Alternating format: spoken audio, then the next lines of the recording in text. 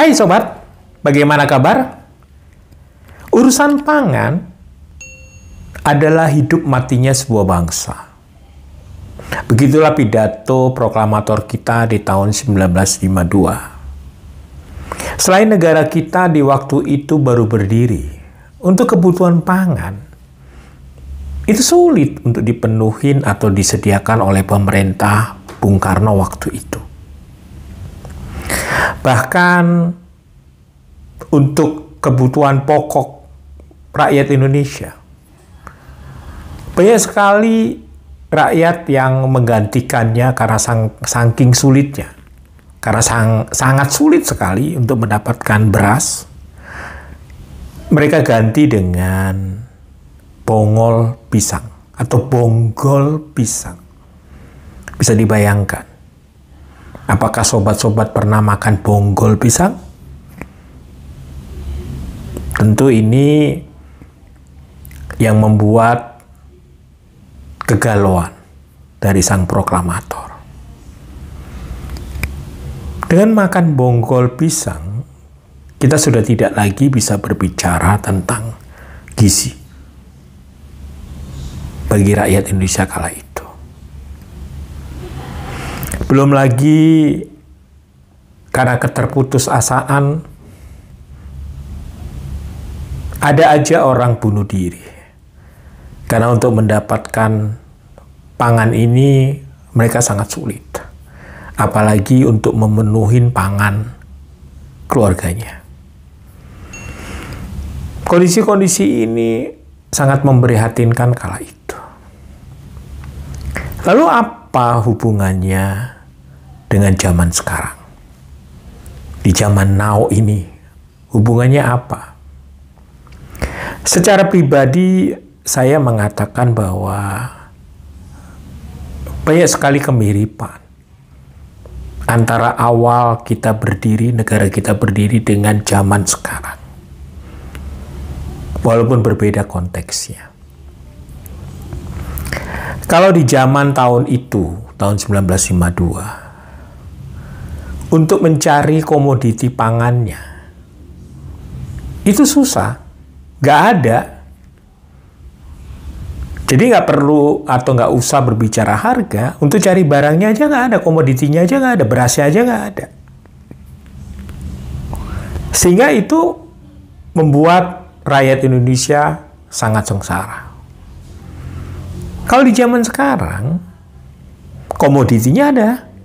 Mau cari beras mudah, mau cari komoditi yang lainnya mudah, banyak di mana-mana, di pasar, di warung, di tukang sayur, banyak tersedia. Namun, harganya tinggi. Saya tidak mengatakan bahwa banyak sekali rakyat Indonesia tidak mampu membeli, tapi ada aja yang tidak sanggup untuk berbelanja komoditi-komoditi ini. Walau tidak ada data yang resmi, pengganti-pengganti dari apa yang dibutuhkan rakyat Indonesia sekarang apa gitu. Apakah beras digantikan dengan singkong atau jagung, cabai yang harusnya bisa disediakan dengan kondisi atau komposisi yang pas, tapi karena mahal jadi nggak pas gitu. Ini sesuatu hal yang sangat memprihatinkan bagi saya. Tentu bagi sobat-sobat yang mempunyai kemampuan untuk berbelanja komoditi ini, mungkin saja hanya mengeluh, kok harganya tinggi. Tapi masih dibeli karena ada kemampuan untuk membeli. Tapi ada sebagian rakyat yang memang benar-benar tidak mampu untuk membeli. Kenapa hal ini bisa terjadi? Kenapa kita tidak bertumbuh dengan baik kalau kita bicara pangan? Dari sejak zaman Bung Karno dahulu, sang proklamator bertekad bahwa Indonesia ini harus menjadi negara berdaulat pangan. Tentu ini adalah misi dari semua presiden-presiden kita sampai sekarang. Bahwa negara kita ini harus berdaulat pangan. Namun untuk menjadi negara berdaulat pangan, langkah awal adalah kita harus menciptakan yang namanya ketahanan pangan. Apa sih arti ketahanan pangan? Nantikan episode berikutnya, saya akan kupas tuntas yang dimaksud dengan ketahanan pangan. Lalu di next video berikutnya juga, saya akan juga bercerita tentang kedaulatan pangan. Negara boleh bertekad menjadi negara maju. Negara boleh menciptakan banyak lapangan pekerjaan. Namun, negara harus hadir untuk kenyamanan dalam bekerja pemain utama pangan ini, yaitu para petani dan nelayan. Mereka juga harus dan diharapkan dan berhak hidup sejahtera. Kalau mereka ini bisa bersejahtera di dalam kehidupannya, maka ketahanan pangan ataupun kedaulatan pangan, cita-cita besar semua presiden kita, itu dapat terwujud. Melalui channel ini, saya akan menyebarkan virus kebaikan agar kita menjadi negara berdaulat pangan. Melalui YouTube ini, saya akan menyebarkan virus kebaikan ini. Tentu ini tidak akan pernah berhasil jika saya tidak melibatkan sobat semua. Jika sobat ingin memberikan masukan, saran, ide, atau apapun ceritanya tentang pangan, agar kita bisa menjadi negara yang benar-benar berdaulat atas pangan, mari saya berbuka diri untuk kita berkolaborasi. Saya akan menjadikan video ini, video-video kita berikutnya, menjadi referensi bagi seluruh kebijakan, bagi pemerintah, bagi perusahaan, bagi restoran, rumah tangga, dan lain sebagainya ketika memutuskan apa yang harus dilakukan untuk pangan kita ini. Sobat, di dalam channel ini saya juga akan membantu untuk mereview produk usaha petani, produk usaha nelayan. Karena ketika mereka, para petani ini memulai usaha, mereka sudah mengalami kesulitan. Sebenarnya apa sih yang disebut dengan petani? Petani itu adalah orang yang mempunyai lahan. Bisa sewa, bisa punya sendiri, bisa dia bekerja. Dia yang punya lahan. Lalu yang kedua, mereka harus mengeluarkan tenaga untuk menanam. Dan mereka harus berbelanja. Berbelanja produk usahanya. Harus beli pupuk, beli benih, beli pestisida, dan lain sebagainya. Nah, ketika mereka berbelanja, itu mereka udah sulit. Bukan hanya karena harganya yang tidak ada ukurannya, alias mahal. Jadi dia ada referensinya. Misalkan dia beli pupuk A, pembandingnya nggak ada gitu. Lalu kemudian kandungan dan lain sebagainya, bagaimana produk ini bisa meningkatkan produktivitas, itu juga tidak ada referensinya. Belum lagi ada aja yang palsu. Atau Ketika mereka membutuhkan pupuk A dengan kandungan bla bla bla, nggak ada. Jadi harus digantikan yang lain. Hal-hal inilah ya penyebab, salah satu penyebab, begitulah kata saya, kenapa harga komoditi kita tinggi untuk di pasaran. Jadi misalkan harga cabai tinggi itu bukan karena hanya disebabkan oleh tekanan para tengkulak atau permainan pedagang, bukan hanya itu, atau kebijakan gitu, bukan hanya itu saja, tetapi memang ketika mau menanam saja mereka berbelanja produk-produknya yang akan ditanam saja sudah mahal. Ini yang saya akan juga tuntaskan di channel ini, agar kita itu dapat melihat dengan jelas.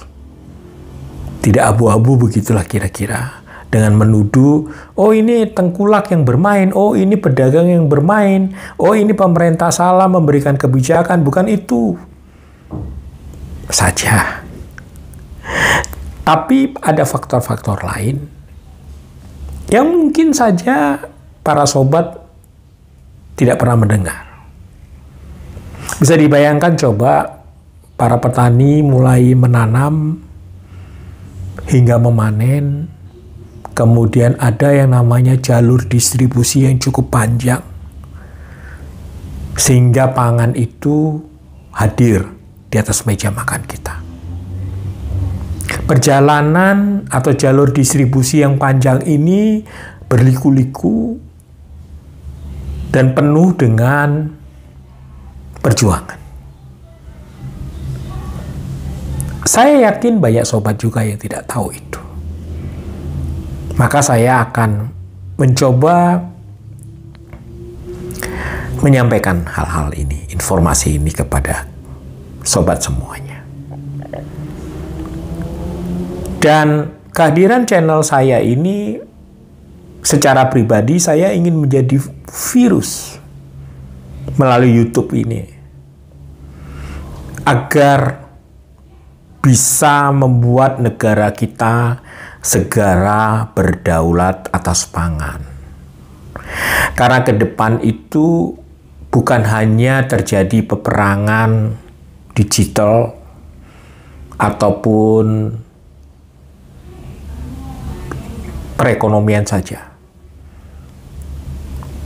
Tapi pangan ini sudah disampaikan oleh sang proklamator, pendiri negara kita, bahwa kalau berbicara urusan pangan, itu berbicara hidup matinya sebuah bangsa.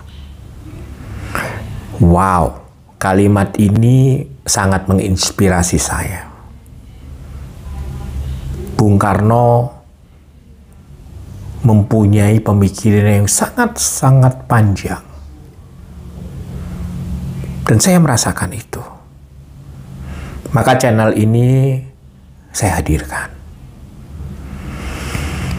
Saya akan juga mengajak berbincang, kalau bahasa kerennya hari ini podcast lah begitu. Mulai Pak Menteri, mungkin kalau ada waktunya, Pak Dirjen dan jajarannya, Pak Gubernur, kalau ada yang mau kita bisa berdiskusi. Pak Bupati tentunya, Kepala Desa, bahkan pemeran utamanya para petani dan nelayan. Saya juga berbuka diri untuk berbincang apa sih yang ada dalam pemikiran para tengkulak. Apa yang mereka inginkan sebenarnya. Saya ingin juga berbincang dengan mereka. Saya juga berdiskusi dengan para akademisi, para pemilik atau pemimpin pabrikan besar produk-produk pertanian, produk usaha pertanian, begitulah kira-kira. Saya akan mereview produk-produk mereka, mulai pupuk, pestisida, traktor, hand traktor, mesin pasca dan pra panen, vaksin, obat, pakan, dan lain sebagainya. Itu jumlahnya ribuan, dan saya akan bercerita sebenarnya di industri agri ini ada berapa sih kategorinya. Saya akan juga bercerita pada episode-episode berikutnya. Saya berharap channel ini menjadikan referensi bagi para pemutus kebijakan. Saya tidak peduli kebijakan itu dari pemerintah pusat, pemerintah daerah, ibu rumah tangga, pemilik restoran atau warung makan, pemilik startup pertanian. Saya juga akan berbincang juga dengan owner atau founder startup pertanian. Startup pertanian itu bisa mencakup perikanan, peternakan, dan lain sebagainya.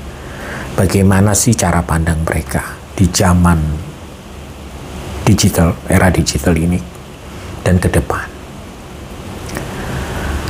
Apa yang diinginkan pemerintah di tahun 2045 bahwa negara kita yang besar ini menjadi negara maju akan percuma dan sia-sia kalau kita tidak sampai juga ke kedaulatan pangan. Kalau negaranya maju tapi untuk kebutuhan pangan rakyatnya harus mengimpor, pada negara kita ada negara agraris, itu adalah kesalahan besar.